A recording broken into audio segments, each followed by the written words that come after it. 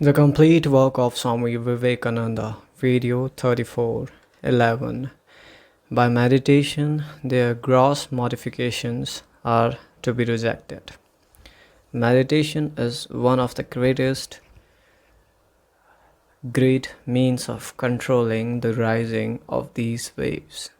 By meditation, you can make the mind subdue these waves.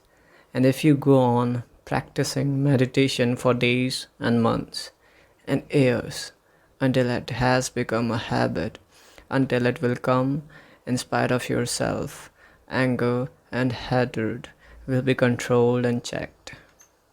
12. The receptacle of works has its root in these pain-bearing obstructions, and their experience is in this visible life or in the unseen life. By the receptacle of works is meant the sum total of samskaras. Whatever work we do, the mind is thrown into a wave, and after the work is finished, we think the wave is gone. No, it has only become fine, but it is still there. When we try to remember the work, it comes up again and becomes a wave. So it was there, if not, there would not have been memory. Thus, every action, every thought, good or bad, just goes down and becomes fine, and is there stored up. Both happy and unhappy thoughts are called pain-bearing obstructions, because according to the yogis, they in the long run bring pain. All happiness which comes from the senses will eventually bring pain. All enjoyment will make us thirst for more, and that brings pain as its result. There is no limit to man's desire.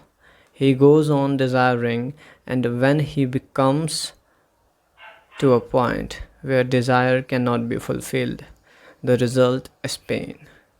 Therefore, the yogis regard the sum total of the impression, good or evil, as pain-bearing obstructions. They obstruct the way to freedom of the soul.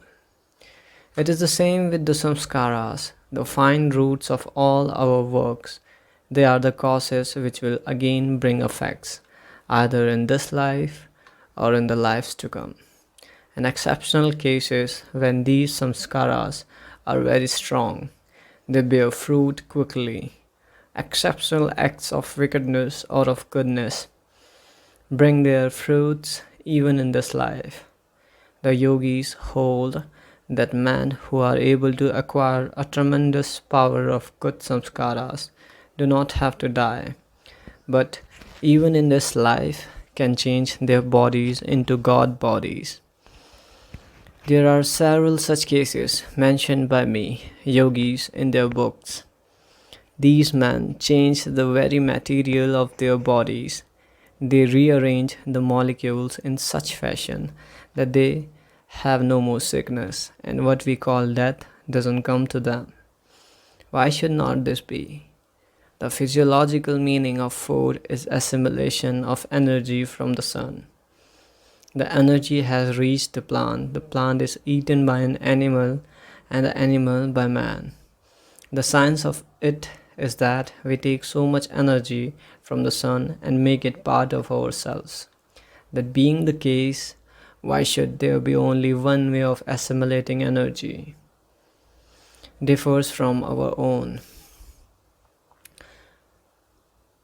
But all assimilate energy in some form or other.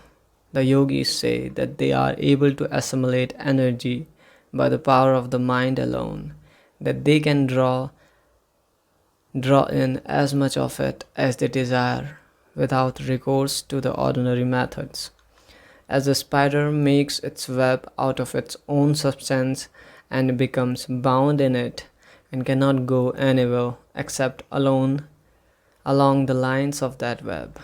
So we have projected out of our work substance this network called the nerves, and we cannot work except through the channels of those nerves. The yogi says we need not be bound by that. Similarly, we can send electricity to any part of the world, but we have to send it by means of wires. Nature can send a vast mass of electricity without any wires at all. Why cannot we do the same? We can send mental electricity. What we call mind is very much the same as electricity.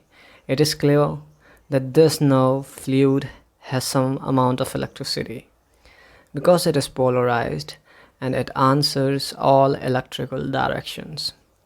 We can only send our electricity through these nerve channels.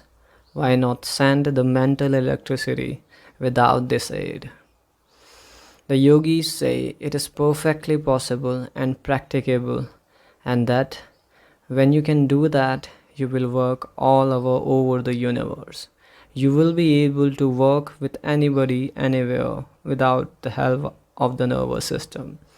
When the soul is acting through these channels, we say a man is living, and when these ceases to work, a man is said to be dead. But when a man is able to act either with or without these channels, birth and death will have no meaning for him. All the bodies in the universe are made up of tanmatras. Their difference lies in the arrangement of the latter. If you are the arranger, you can arrange a body in one way or another. Who makes up this body but you? Who eats the food? If another ate the food for you, you wouldn't live long. Who makes the blood out of food? You, certainly. Who purifies the blood and sends it through the veins? You. Who we are the masters of the body and we live in it. Only we have lost the knowledge of how to rejuvenate it. We have become automatic, degenerate. We have forgotten the process of arranging its molecules. So, what we do automatically has to be done knowingly.